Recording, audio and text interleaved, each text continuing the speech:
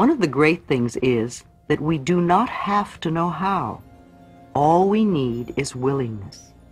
The universal intelligence, or your subconscious mind, will figure out the hows. Every thought you think and every word you speak is being responded to, and the point of power is in this moment. The thoughts you are thinking and the words you are declaring at this moment are creating your future. Your mind is a tool. You are much more than your mind. You may think your mind runs the show, but that is only because you have trained your mind to think in this way. You can also untrain and retrain this tool of yours. Your mind is a tool for you to use in any way you wish. The way you now use your mind is only a habit, and any habit can be changed if we want to do so. Quiet the chatter of your mind for a moment and really think about this concept. Your mind is a tool you can choose to use any way you wish. The thoughts you choose to think create the experiences you have. If you believe that it is hard or difficult to change a habit or a thought, then your choice of this thought will make it true for you. If you would choose to think, it's becoming easier for me to make changes, then your choice of this thought will make that true for you. There is an incredible power and intelligence within you, constantly responding to your thoughts and your words. As you learn to control your mind by the conscious choice of thoughts, you align yourself with this power. Do not think your mind is in control.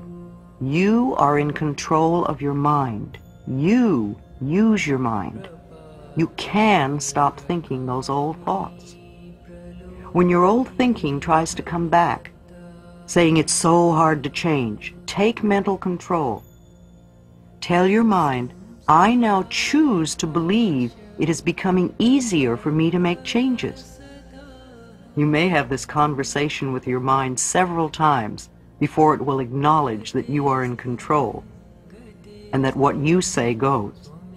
The only thing you ever have any control of is your current thought. Your old thoughts are gone. There's nothing you can do about them except live out the experiences they caused. Your future thoughts have not been formed, and you do not know what they will be. Your current thought, the one you're thinking right now, is totally under your control.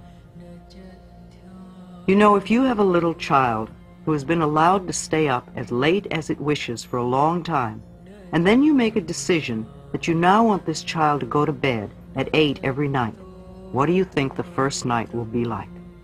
The child will rebel against this new rule and may kick and scream and do its best to stay out of bed. If you relent at this time, the child wins and will try to control you forever. However, if you calmly stick to your decision and firmly insist that this is the new bedtime, the rebelling will get less and less. In a few nights, the new routine will be established. It is the same with your mind. Of course it'll rebel at first. It does not want to be retrained. But you are in control. And if you stay focused and firm, in a very short time the new way of thinking is established. And you will realize that you are not a helpless victim of your thoughts, but rather a master of your own mind. Let's do an exercise, letting go. Close your eyes. Take a deep breath. As you exhale, allow all the tension to leave your body.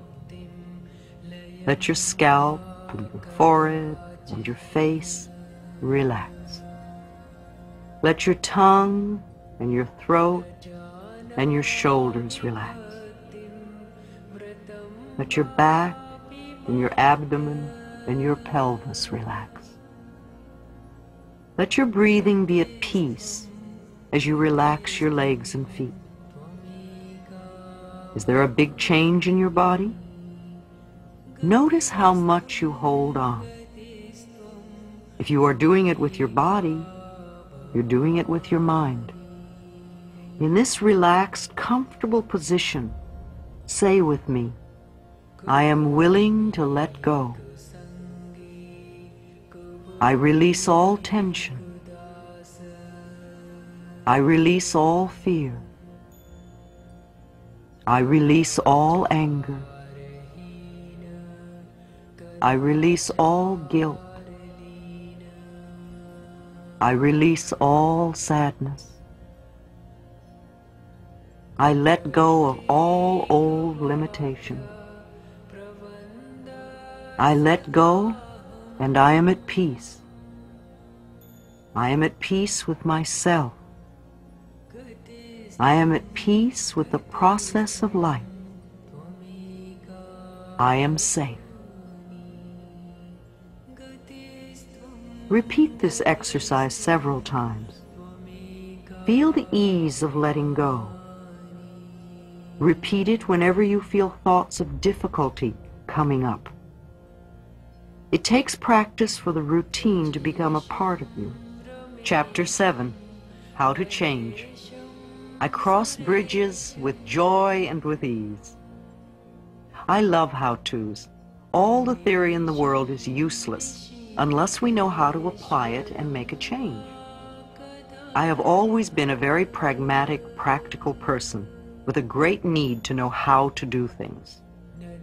The principles we will be working with at this time are nurturing the willingness to let go, controlling the mind, learning how forgiveness of self and others releases us, releasing the need. Sometimes when we try to release a pattern, the whole situation seems to get worse for a while. This is not a bad thing. It is a sign that the situation is beginning to move. Our affirmations are working, and we need to keep going.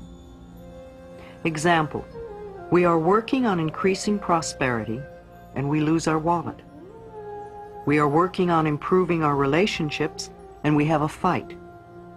We're working on becoming healthy, and we catch a cold. We're working on expressing our creative talents and abilities, and we get fired.